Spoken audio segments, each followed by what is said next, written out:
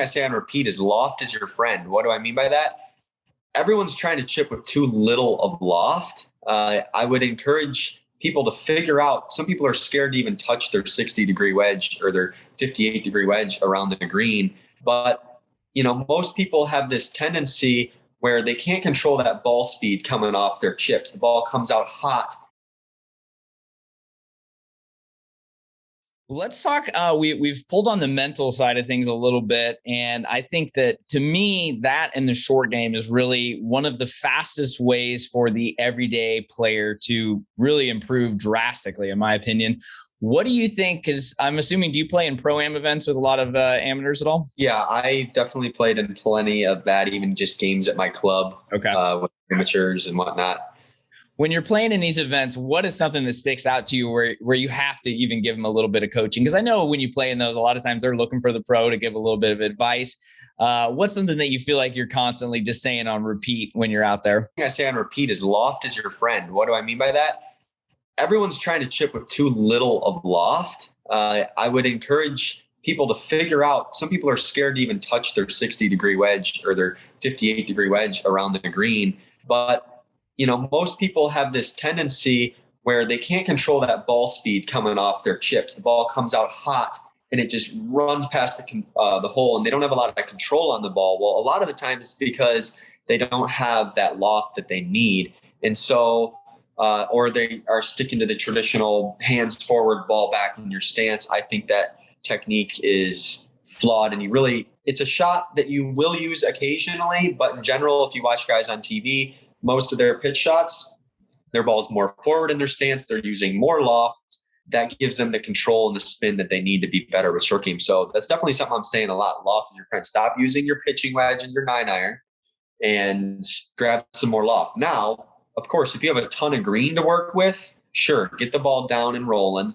Use your 9-iron if you want. But I see guys, grabbing low loft when they're short-sided, and they're like, why they're making doubles. It's like, well, you didn't have a prayer. Or especially in the bunker, right? Nobody opens their club face. Nobody has enough loft in the green side bunker. Everyone, I tell them open their face and they're okay, and their face is still square. I'm like, people, your club face needs to be open in the bunker. Use the bounce. It's going to be your friend. So those are two things that I definitely find myself, at least with wedge play, kind of talking to people about. That's gold. I mean, you've already said tons of great stuff in this interview, but I hope people heard that too, with bounce is your friend, and you have to open the club in the sand. I mean, even when I play with like some friends and family that are shooting in the 80s or 90s, they are just terrified to open up that face. Would you suggest people use more loft and more bounce then too? Because a lot of times I know bounce can range from 4 to 14 degrees or so.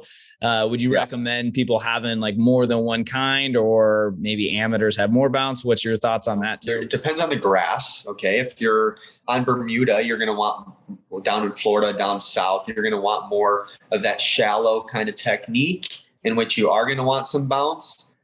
Bent grass, you can kind of get away with a little more of a steeper angle of attack. You don't need as much bounce. But I would say, you have multiple wedges in your bag. Have a high bounce wedge and have a lower bounce wedge. And then, it's up to you to kind of figure out, okay, what shot am I going to need to bounce? But if you're 60 degree, your highest loft has a lot of bounce, that's probably going to be a problem. Most guys on tour have lower bounce on their highest lofted wedge, and then like their sand wedge, like their 54 or their 56 degree, they have 10, 12 degrees of bounce. So having kind of both is going to be, having one of each wedge is going to be helpful.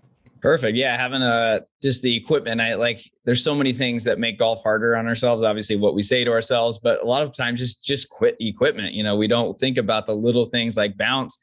When I switched bounces in my sand wedge last year, like I would never consider myself a strong bunker player, but man, that instantly made me better. I'm not going to say it made me great, but it definitely made a huge difference. So I always recommend to people, just experiment with different ones. Try your buddies, even if it's a different brand, just try out different loft and different bounces.